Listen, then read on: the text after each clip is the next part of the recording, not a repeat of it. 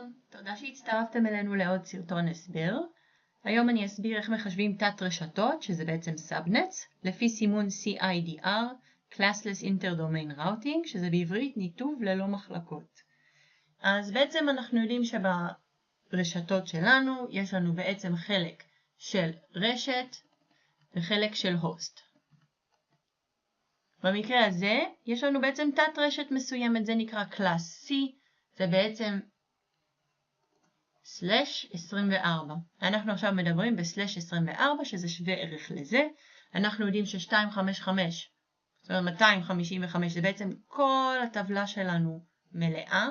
אז אם אני רוצה לרשום את זה בבינארי, אני ארשום 8 פעמים 1, 1, 2, 3, 4, 5, 6, 7, 8, 1, 2, 3, 4, 5, 6, 7, 8, 1, 2, 3, 4, 5, 6, 7, 8, עשיתי 3 פעמים בעצם את ה-255, 0 זה 1, 2, 3, 4, 5, 6, 7, 8.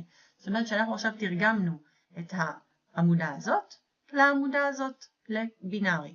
עכשיו, סתם איזשהו דבר נוסף, אנחנו יודעים שב/24 יש לנו 256 כתובות. עכשיו, ה-256 כתובות האלה הם לא באמת 256 כתובות שמישות, אנחנו תמיד חייבים להשאיר שתי כתובות פנויות. מה הן שתי הכתובות האלה? אחת זה כתובת הרשת, בעצם הכתובת שאנחנו קוראים בה לרשת, שזה בדרך כלל הכתובת אם אנחנו עוברים על /24, זאת אומרת שהאוקטט האחרונה היא 0, זאת אומרת שגם במספר של הרשת, בכתובת של הרשת, כשזה 0, במקרה הזה זה יהיה לנו מתאים, זה הכתובת של הרשת, ה-0 הזה. איך אנחנו יודעים מה הכתובת ברודקאסט? הכתובת ברודקאסט זה הכתובת האחרונה בעצם ברשת, וזה הכתובת שאם שולחים אליה אינפורמציה, זה נשלח לכל המכשירים ברשת הזאת.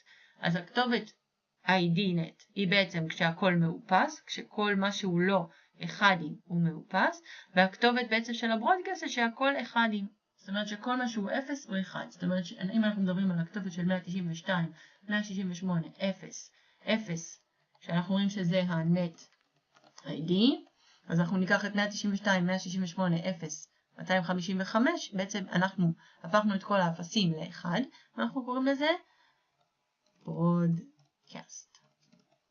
אוקיי? עכשיו אנחנו ניקח דוגמה רק כדי שאנחנו נוכל לפשט את הדברים. אנחנו נגיד שבעצם ב-Classless Interdomain Routing אנחנו יכולים לקחת קלאסים שהם לא הקלאסים הבסיסיים, שזה C/24, שיש לנו גם את A שזה /8 ו-B שזה /16. אז אנחנו אומרים שיש לנו פה עוד אופציות, יש לנו /24, 25, 26, 27, ובכל אחת יש לנו מספר כתובות שונות. אז אם אנחנו ניקח לדוגמה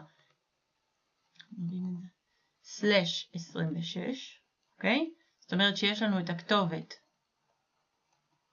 192, 168, 0, 0, /26.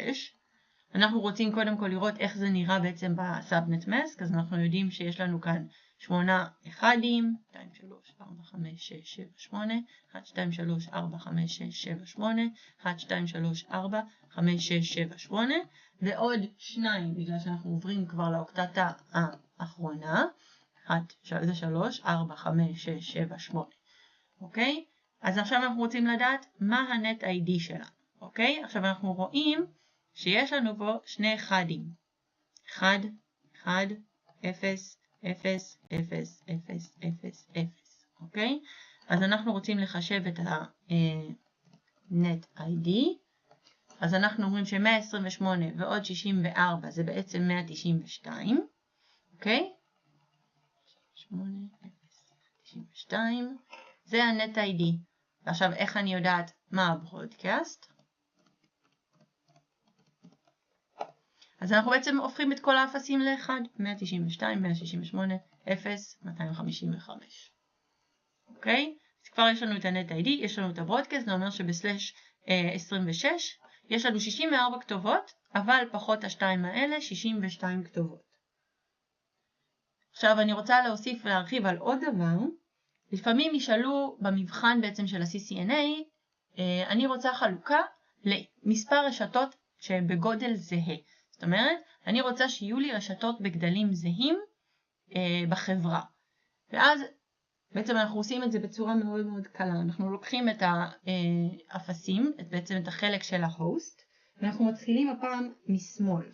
אנחנו יודעים שבעצם כשאנחנו עושים פה מימין את החישובים, אז אנחנו יודעים את הסכומים, אבל דווקא חישוב בעצם רשתות זהות, אנחנו מתחילים משמאל, ואנחנו אומרים שכל אפס כזה, אנחנו מעלים אותו בעצם בעוד חזקה. זאת אומרת, האפס הראשון זה בעצם יהיה 2 מחלקות זהות, האפס השני זה יהיה 4 מחלקות זהות, האפס השלישי זה יהיה 8 מחלקות זהות, האפס הרביעי 16, האפס החמישי 32, וכן הלאה. 1, 2, 3, 4, 5, 6, 1, 2, 3, 4, 5. זאת אומרת שבאופציה הזאת אנחנו יכולים ליצור רק 64 מחלקות זהות.